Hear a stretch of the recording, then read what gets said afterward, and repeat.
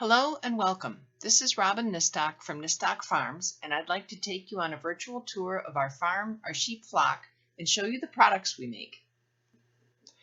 We are in Prattsburg, New York, in Steuben County in the southern tier of the state.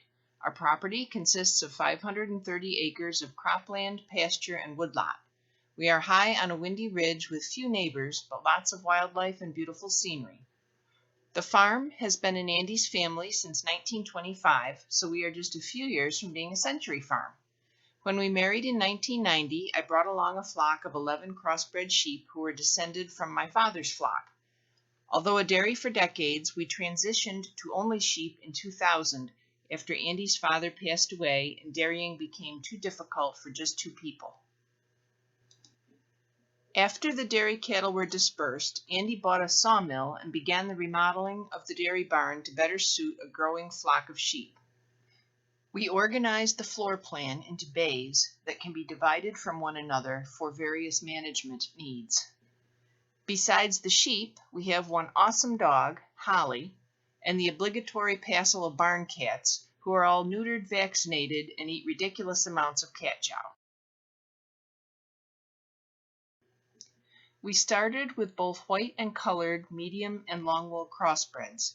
Having learned to spin in the late 1980s, I knew what to look for in fleece character. The sheep have lots of character too. I was quite taken with the idea of Moorit color and found a wonderful CVM Rambouillet cross ram who added the brown gene to the mix, and we still have many of his descendants. The flock grew quickly with so many lovely lambs to choose among. We selected ewes and rams to retain based on fleece, health, and temper. Rams are housed together in their own separate barn and pastures across the road from the ewes and brought to the main barn only during breeding season.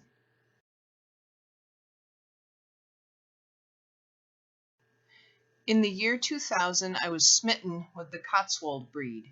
They are large, quiet-tempered, an interesting heritage breed, and being luster long wools, they have marvelous, long, shiny, curly locks. Although white is traditional, Cotswolds also come in natural colors, the naturals being shades of gray from pale silver to dark charcoal. Cotswolds are what I call aggressive eaters and do very well on good pasture. They are generally friendly and have tons of personality, especially when handled a lot as lambs. I enjoyed showing at some smaller shows, and putting fleeces in the various wool shows and sales was a great way to learn from being judged. It's gratifying to do well at big shows like Maryland. We promote the Cotswold breed in our vendor booth when we attend festivals such as Maryland and Rhinebeck, and we are enrolled Cotswold producers in the Livestock Breed Conservancy's Shave 'em to Save 'em program.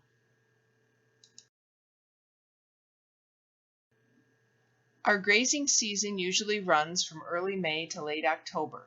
During this time, the flock goes out daily to graze and is rotated between 4 different pastures.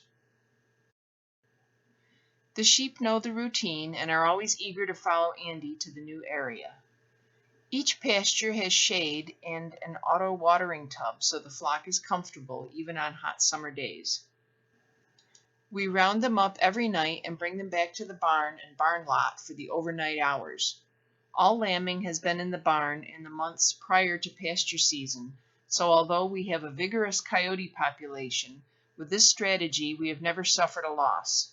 We do not allow hunters to take coyote because preying on livestock is a learned behavior, and if our well-behaved coyotes are removed, new packs will move in who have a taste for sheep.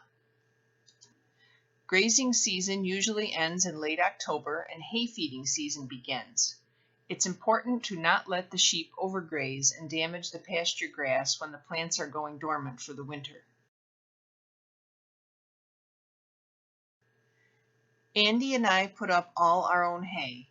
Our haying equipment is older and slower than today's methods, but so are we.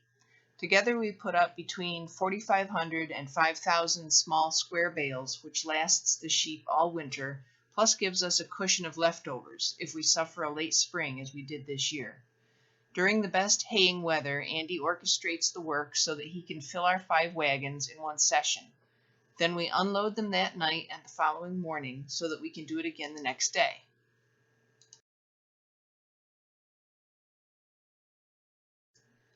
Because fleece and wool is our main focus, we do everything we can to maximize clean, healthy fleece. To that end, we coat the sheep during hay feeding season to eliminate chaff and other debris contaminating the wool. Each sheep will have to have at least one coat change during the winter, perhaps two, depending on how fast their wool grows. Our feeders are based on Premier's style, but slightly modified to fit our facilities. These feeders really eliminate hay waste. Any stems the sheep reject are tossed to the floor as winter bedding. The feeders also have a solid bottom, which catches fines from leafy hay and allows for grain or creep feeding without loss or waste.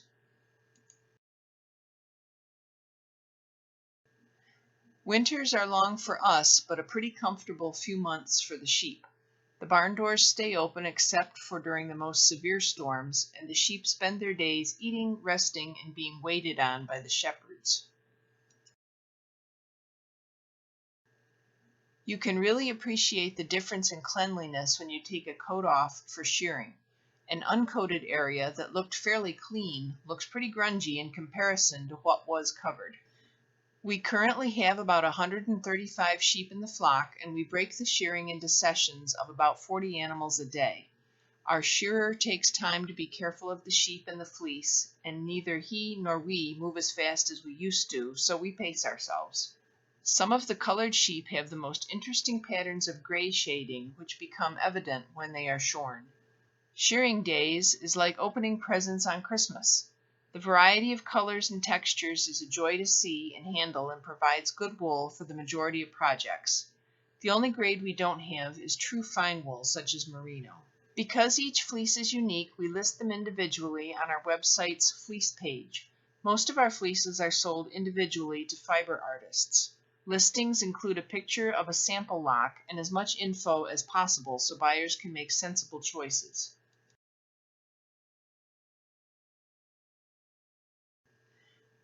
Many fleeces that aren't sold to hand spinners are taken a few steps to roving for spinning.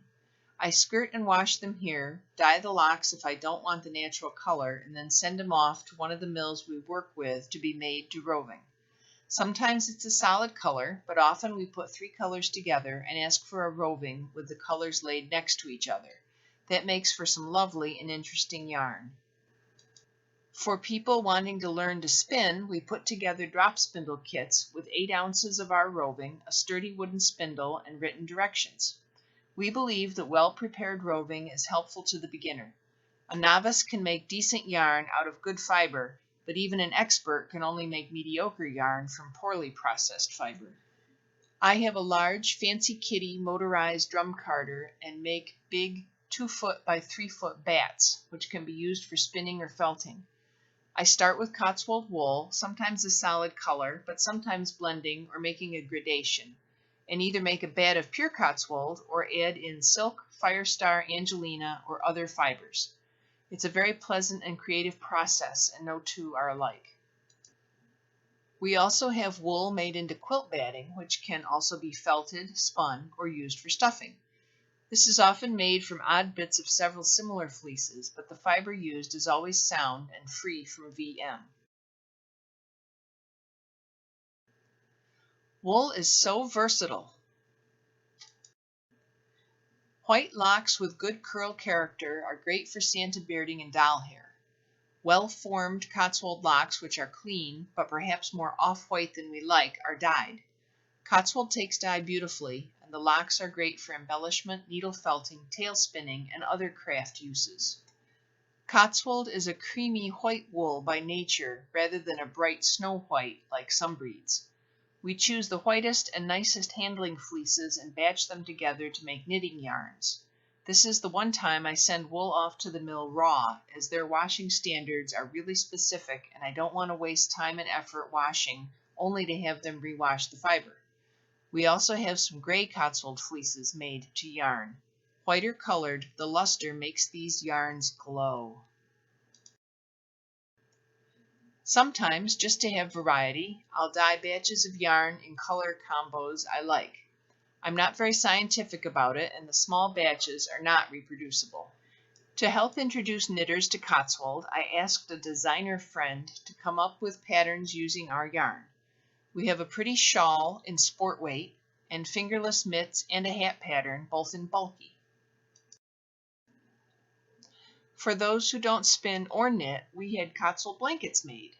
The wool is 100% our Cotswold, and the spinning and hand weaving was done by small, relatively local fiber businesses. This was an exacting process, but we're very proud of them. Our coarsest Cotswold was turned into core spun yarn.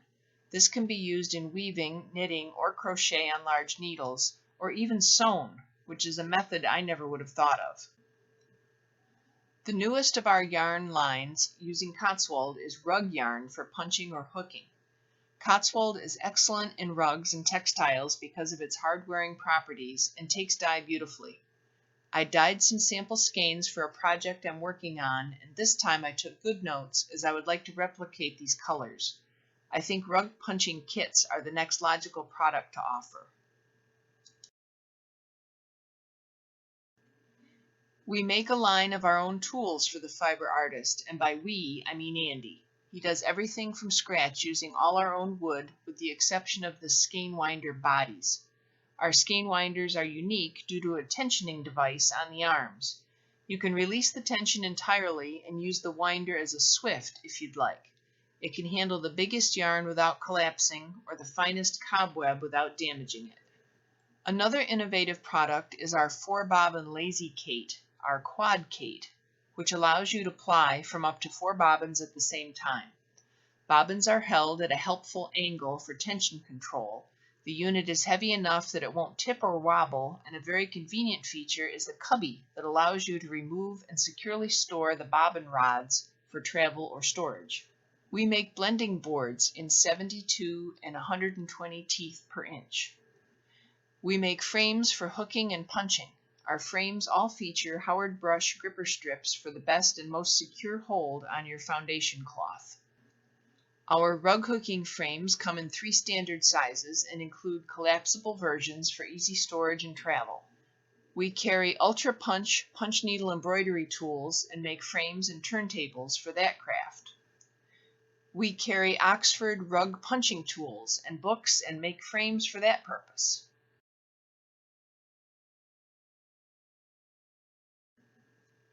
Silk blends well with Cotswold, and we offer both silk top and hankies in natural white or dyed here by me. We carry sari silk waist in lots of colors. This is great fiber for spinning alone, plying against a strand of something else, or blending with other fibers on a board or hand cards. We also carry a bit of what I call fancy fiber for times when you just don't want wool. We have blends of alpaca and silk, camel and silk, and yak and silk. It's pretty yummy stuff. If you have a frame with gripper teeth, you need a cover so you don't hurt your hands, so we carry frame cozies. If you have a fiber stash, you need moth repellent, so we carry essential oils for that purpose. And you need a way to scour your fiber or wash your fine woolens, so we carry unicorn fiber cleaning products. We also carry foundation cloth for punching and hooking, Firestar and Angelina fibers for blending, books and periodicals, and other fibery odds and ends. With all our in-person festivals and events canceled into the foreseeable future, we have converted an area between our house and Andy's wood shop into a store. You can see and feel our products in person in a warm, bright, uncrowded space. Visits are by appointment only, and masks are required indoors, but we are flexible and can accommodate your schedule. If you can't shop in person, we can set up a private Zoom call, and we can show you around the shop. You can see and purchase most things on our website, nistockfarms.com. We are also on Facebook at Nistock Farms. And we will be vendors in various online festivals, which will be posted on the festivals page of our website. Thanks for watching, and we hope we get to meet in person sometime soon.